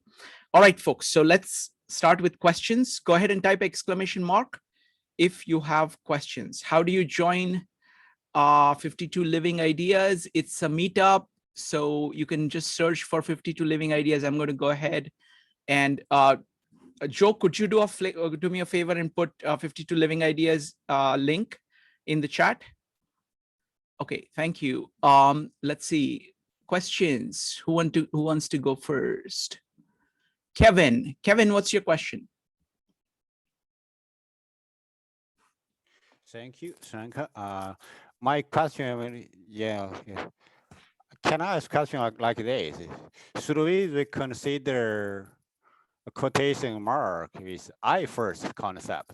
Let's see, nature I, you I, it I. Thank you. No, I'm sorry, I didn't understand the question, Kevin. Can you repeat the question? We normally start I first, right? Can we start the opposite way? Oh, wonderful, wonderful. So instead of saying I, thou, should it be thou, I? Put it. Okay, Yeah. excellent. Thou, I. Excellent, thank you. Should it be I, thou, or thou, I? So that's the first question. Excellent. Go ahead and type exclamation mark if you'd like to ask questions. So let's see. Donna asks, so you can go ahead and just type exclamation mark and you can ask the question. So Donna asked, is the I, thou, or I, it missing anything? Do they cover all scenarios? Excellent. Missing anything? Excellent. Okay. Who else would like to put some questions down? This is very unusual. No questions? Okay, Deborah. Oh, I think we typed them in the chat. You might be missing them. Oh, really? Typed a bunch of questions.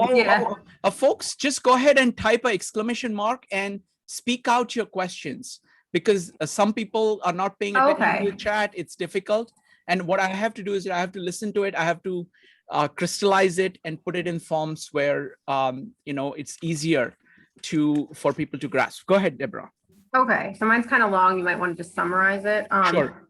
Go ahead. Okay, if you're trying to form an I-thou relationship with someone, or they're trying to form one with you, but they're interacting with you in a way where they're sort of assuming that they know what you want or what you need, and they're basically not listening to you, or they just don't get it, what do? Is it giving up to walk away? Okay, excellent. So I, thou, and I, it, what do you do?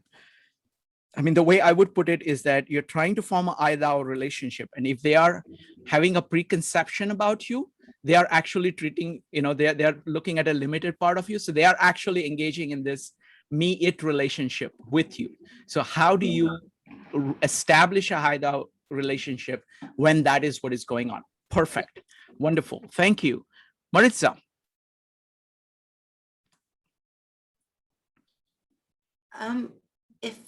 If we consider that it's not a question of polarity and that the I, it exists and can be become an I, thou relationship, what is the flow? How does one get there? Beautiful. What is the flow between That was I, it? initially not my question. I stole it from somebody in my discussion group. I just want to put that out there. Wonderful, wonderful.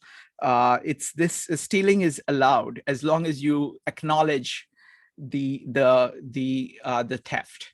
So Well, the first part was mine. The second part was hers. Okay, and that's what it means to work together. So beautiful. Thank you. So I, it, and I, thou flow.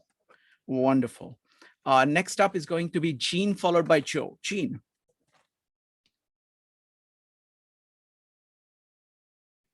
Jean, Yes. you're on mute. Go ahead. Okay.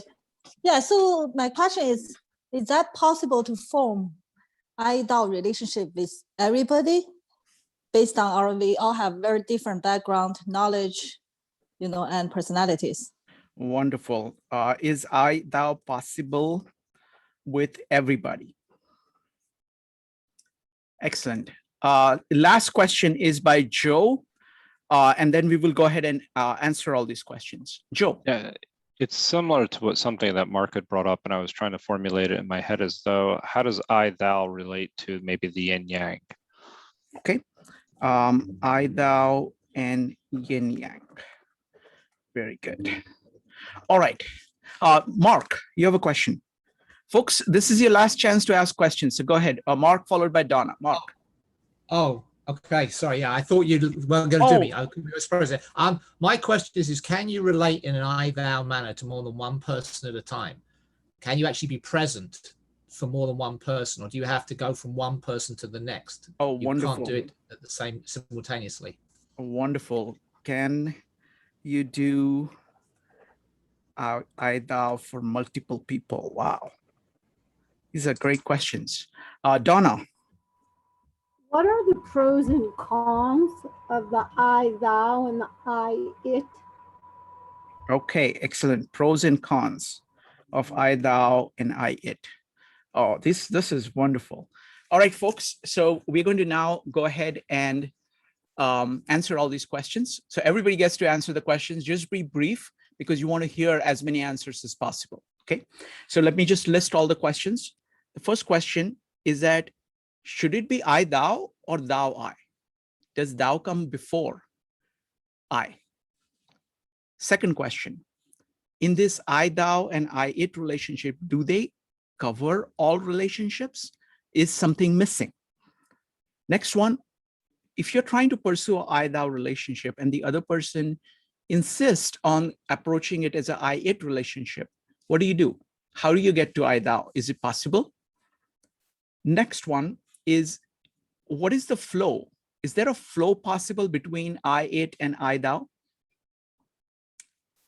Next one, is I, thou relationship possible in every context, given that people differ in their context and their personalities? What is the relationship between I, thou, I, it, and yin yang? Can you do I, thou relationship with multiple people at the same time, or is it one person at a time? And last one is, what are the pros and cons of I, thou versus I, it?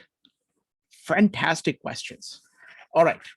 So we will try to answer as many as possible. Oh, wait a minute. Let's see. Rami, you have a question. Rami, go ahead. No question. I'm sorry.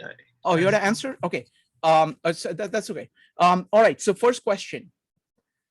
So again, remember, try to be brief because we want to get as many answers on each of the questions and we want to go through all these questions. Okay, that's the way we are going to get most out of this meetup.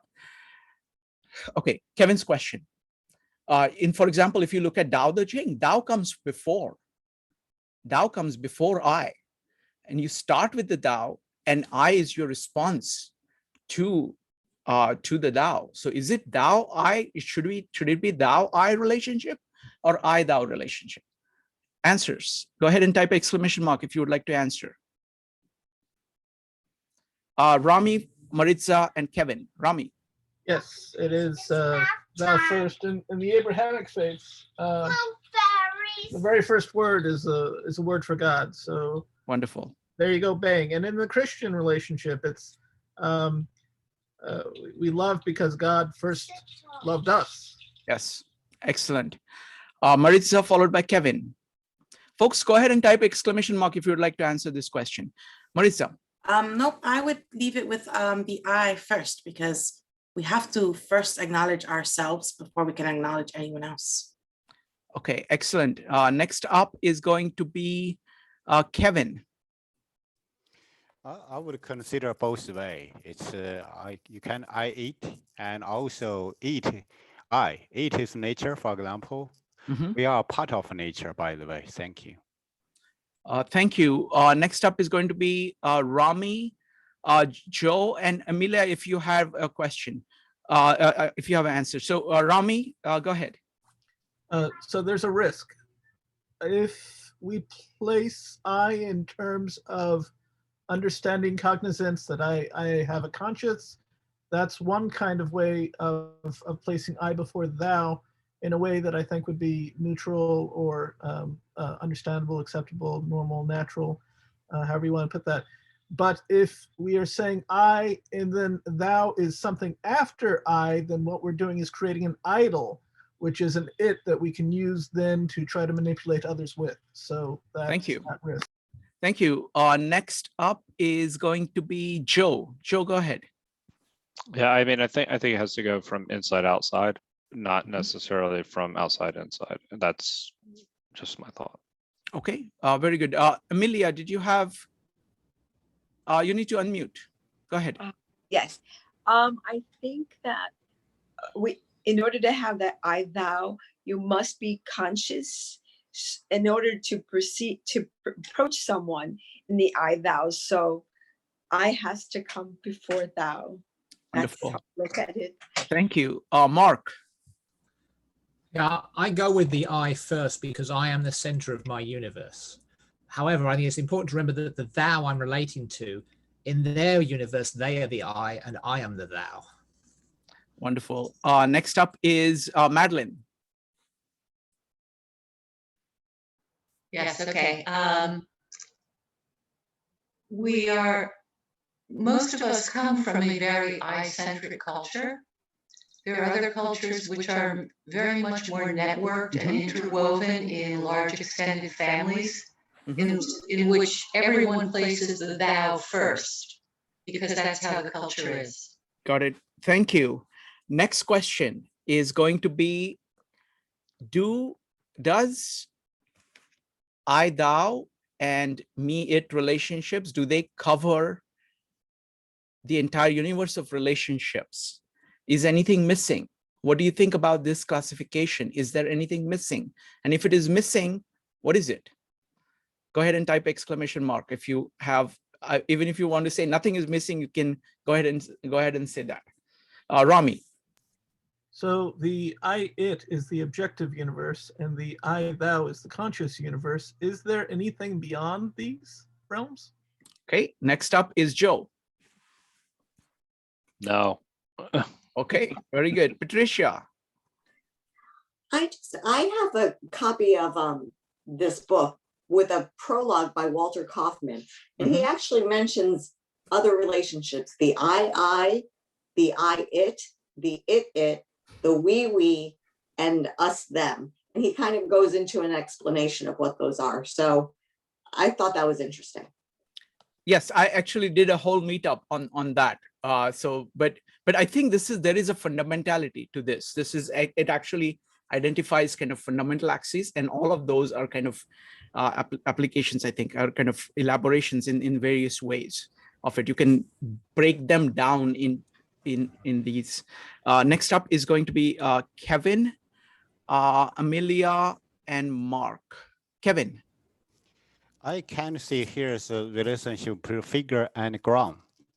It's like the nature can without human being very well. If we without nature, we cannot live. Thank you. Next up is going to be, Amelia says not sure. Mark. I think a lady earlier said what I was going to say, just the fact that I think in Buber, he's talking about I and thou, they are mutually exclusive. They're defining the opposites in a sense. So yeah, they are, that it is basically all there is. However, there is that concept of we that he doesn't, I think, address. And that, I think, is the missing ingredient, which somebody else commented upon before. Excellent, excellent. Next question is going to be, let's say you're trying to pursue a I-thou relationship in a particular context with somebody, and they are approaching it through the I-it relationship. What do you do? Is it a lost case? Is there anything you can do? Is it possible? What are your thoughts? Dave, followed by Rami. Dave. Yeah, thanks, Shrikant. I think first you try to show the person that you care about them, Carl Rogers' unconditional positive regard. And then the model is we're peeling the layers of an onion to try to get to that point. Thank you. Wonderful. Rami, followed by Deborah. Rami. It may not always work, but jokes are good. Thank you. Next up is Mark. Deborah, Mark, and Kevin. Deborah. Oh, as much as I like connecting with people, I think sometimes it's important to protect yourself, because I think if you don't have boundaries up, and I know Shelley's talked about this, sometimes people can just get things wrong and hurt you. So I think it is important to know maybe when you do have to walk away or say this person isn't going to get me, I guess. Yeah. Thank you. Next up is Mark, Kevin, and Jean. Mark. I think it's a similar theme. Yeah, I go with incrementalism. So you make yourself vulnerable in small doses and look for reciprocity from the other person. If you're getting it, then you can increase your vulnerability. But if they are not reciprocating, then you have to walk away. If you can't, you can demonstrate what you're looking for by example. But if they don't want to respond, you can't make them. Thank you. Next up is Kevin. Yeah, give one specific case. For example, it's 100 years ago about in Canada, indigenous people, the kids has to be going to residential school. They have no choice. So that's what is it did happen. Thank you. Next up is Jean. But before Jean, what I would say is that I think that actually doing this is good for you. You actually trying to see who the other person is. You get a lot from that yourself, regardless of what the other person does.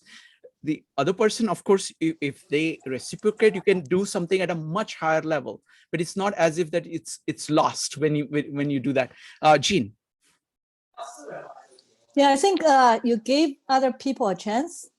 Treat them as I-thou. If they keep treating you as I-it, you just give up on them. Yep. Thank you. Next up is Judith. Judith. Oh boy. I don't know. It seems to me that that goal itself is not I-thou a relationship. An I-thou relationship, you wouldn't want someone to be anything but what they feel comfortable to be. So that doesn't mean you're going to then keep working at them to get them to a place per se. So, I mean, this was a confusion I had in my breakout room too, is because like, can't I thou happen in very superficial seeming if it's the attitude you bring, the respect and attitude? I'm talking too much. Wonderful. Thank you. Thank you, Judith. Next question is there a flow possible between I, thou, and I, it? Because it's clear that you need I, thou, and you also need I, it. So what is the dance between these two? How does that work? Mark? Well, we do it all the time. As I said, you can't sustain I, thou. You're constantly switching depending on your mood, what you're reacting to in the real world. I think what we just have to do is focus on not losing the I, thou. Wonderful. Wonderfully put. The next up is Jean. Jean. Yeah, I think it happens a lot. A lot of, just like friendship, a lot of friendships start with benefit, like people mutual, but then they build deeper connections, build more trust, then become more idol, I think. Excellent. Maritza, Kevin, and Patricia. Maritza. I would say awareness and mindfulness, if especially in speech. When we speak with purpose and meaningfully, I think that it allows us then to flow from one to the other because we're not, suffering from a lack of focus. Wonderful. Next up is Kevin, followed by Patricia. Kevin. I would use 3 words: love, trust, and purpose. The purpose you intend to do. Thank you. Next up is Patricia. I think it's almost essential that you have to move into an I, it at some points, because an I, thou in its real essence takes a lot of energy and effort, and you really need to be fully present in an I, thou relationship. And I don't think we can sustain that. Thank you. Thank you. Next up, is I, thou relationship possible in every context? Given that people are so different from each other, they have different backgrounds, contexts, personalities, is I, thou possible in every situation? Joe? No, I think it requires a certain amount of reciprocity. So I don't see how it can be possible in every situation, because not everybody's going to be reciprocal to the agreement. Although, I guess if you saw God in everybody, it would be at least, that would be one way, but maybe now I'm confused. I know I gotta think it through. But I think if it requires reciprocity, then no. Thank you. Kevin. If we can speak the same language, we can smile at each other on the street. Thank you. Next up is going to be Mark, Zach, and Jean. Mark. I think it is possible to relate to somebody in an I, thou manner. However, if it's not reciprocal, it's going to get exhausting very quickly. But yeah, you absolutely can approach everybody in that matter, in the manner of being present for them, always listening to them. Carers they can do this more than other people can. Maybe they've trained in it, or it's a natural part of their personality. So I think it is achievable, but do you want to do that work? As Patricia said earlier, it's exhausting trying to maintain that. Thank you. Next up is Zach, followed by Jean. Zach. Thanks. So my thought on this is that if you consider it as mutually exclusive, so considering I separate from I, thou, and kind of a sustaining state, then I would say no. But if you consider it as an aspect of relating, so the I, thou aspect of the interaction arises, then yes, then it can kind of enter in and fade, and they can kind of swap out. So yes, I would consider something that you could, in that sense, apply to everyone. Excellent. Thank you. Thank you, Zach. Next up is going to be Jean, followed by Cheryl. Jean. I'm not sure if I understand this idol correctly, because I don't know why it's exhausting. I found actually connect to people authentically is much more relaxing than pretending something else. So unless the other people don't treat you that way. So that's why I think if both people treat each other idol, it's very relaxing. There's nothing exhausting about that. But that's what I'm talking about, is that possible both treat each other idol instead of just one way street, that won't be sustainable.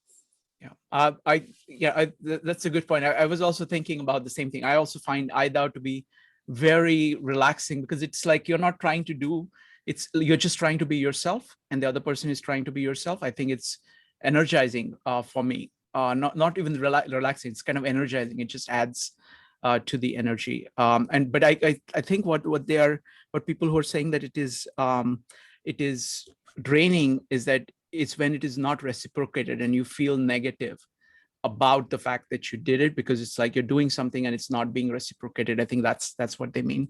Next up is going to be Cheryl, Rami, and Maritza. Cheryl. Yes, that's exactly what I was thinking about, the idea of the energy depletion. I think it's possible to have that I-thou relationship, and it has to, I guess, start with the I, but also then recognize a kind of detachment, not just detachment of your inner projections, but also a physical, real detachment. That there are times when you can be as authentic and an I-thou, but also make a choice not to be around that person. Thank you. Next up is going to be Rami, followed by Maritza. Rami. I think it's difficult to the degree of the problems with which the other people bring into the relationship.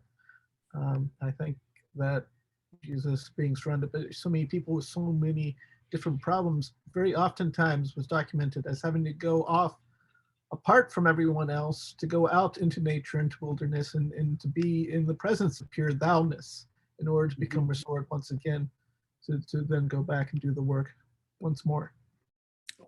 Wonderful. And that's a good reminder that this I thou does not, it's not just about other people.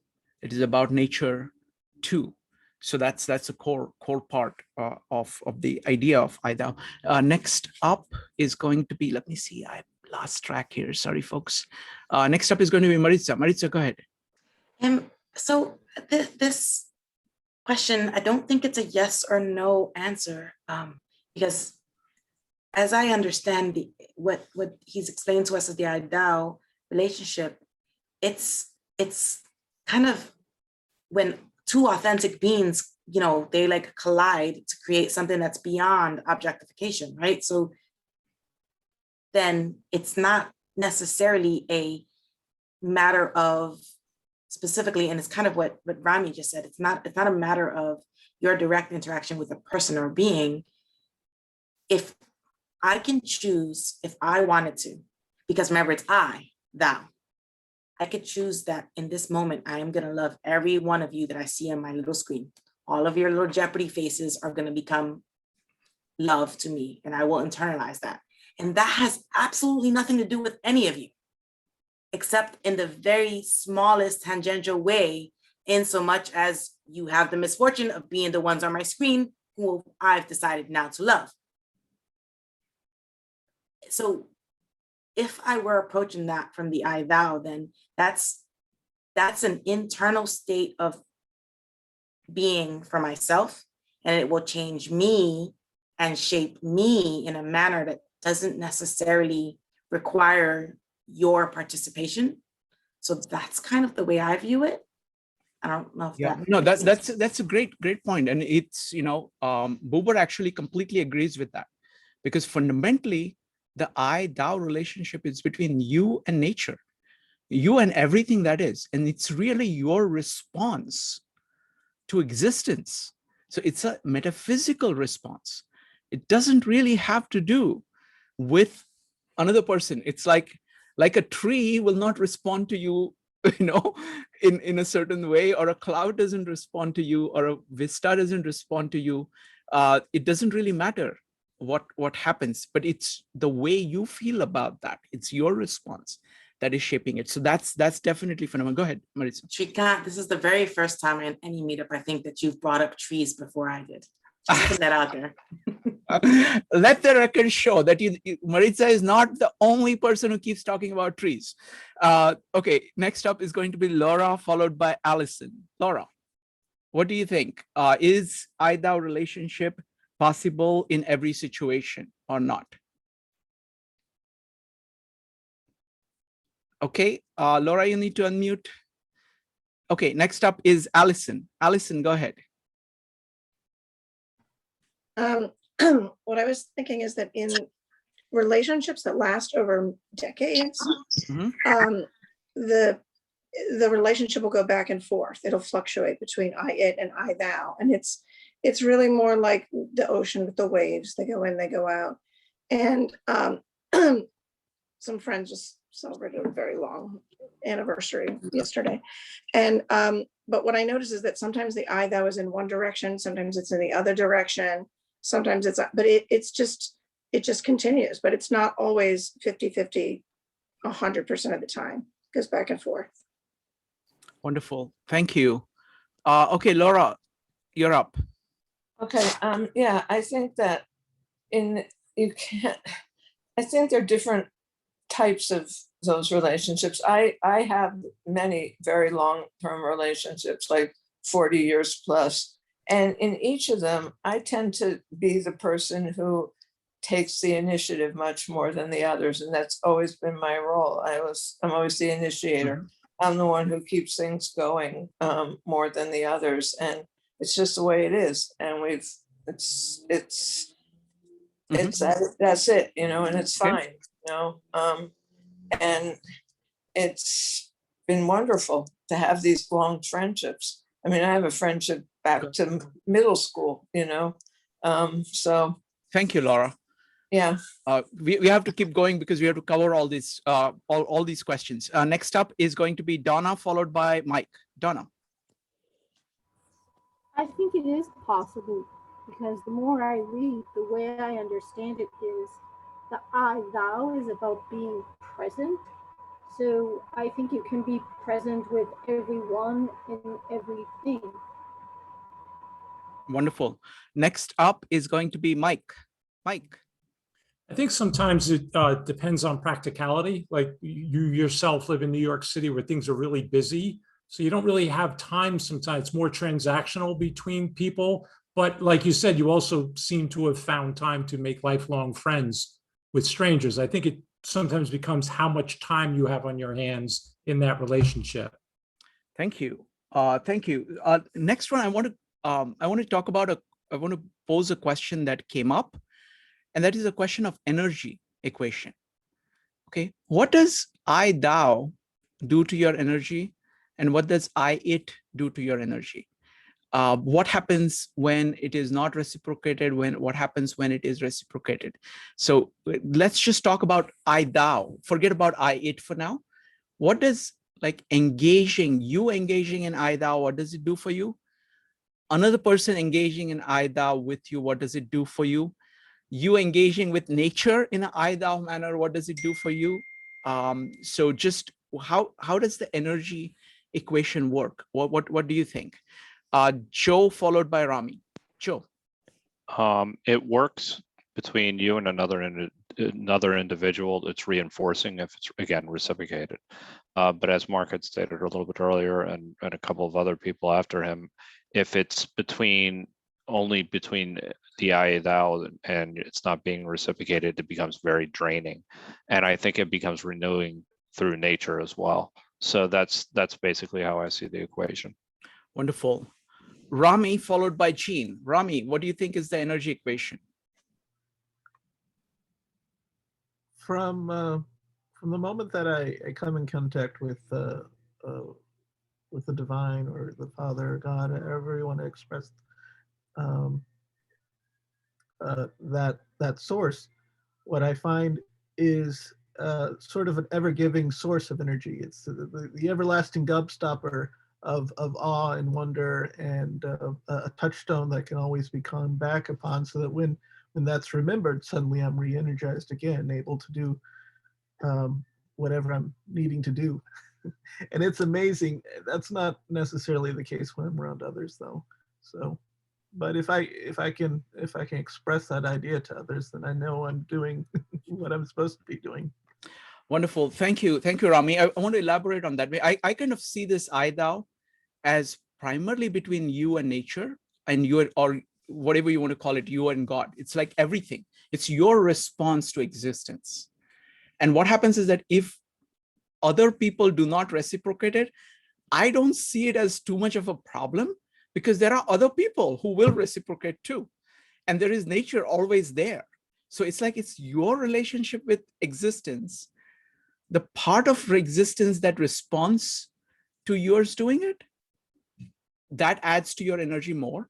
And I personally don't see like a person not reciprocating as a big drain on my energy. It may be at like a small temporary, like it's like only if you kind of have the ego of saying, oh, they should have done this for me, but then you're kind of thinking of it as a me it kind of a relationship automatically. If you're saying from the core, I feel this way about existence, then it's kind of like, it's like you're broadcasting, and that is good for you.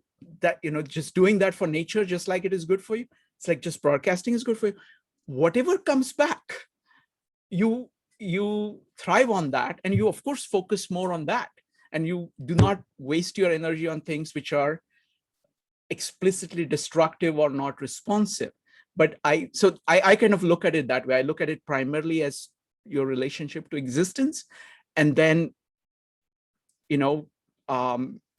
building on whatever resonance you can build wherever you can find it. Next up is going to be Jean, followed by Madeline. Jean.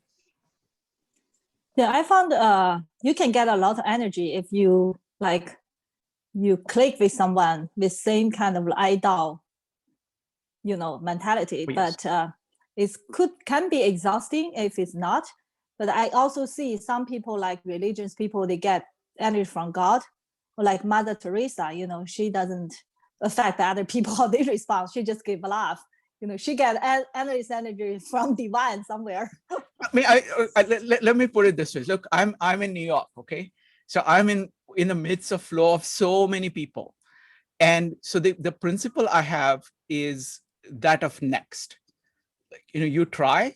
If it doesn't work, you just simply say next and go to the next person. Don't let it affect you. Don't let it affect you the core. It's not affect you, but it doesn't give you energy. But when you it run into someone, but what the thing is that what I'm saying is that, like, I think it is your own kind of mental makeup of saying how long. See, what happens is that because of our evolutionary heritage, rejection is actually very negative for us emotionally. Because in the African savannas, if you're rejected, that would mean that you would starve and die because you need the group. That is not true in a city. That is no longer true in the modern world. So rejection doesn't really matter that much. Whereas the way I see it, upside is so large and the downside is so small.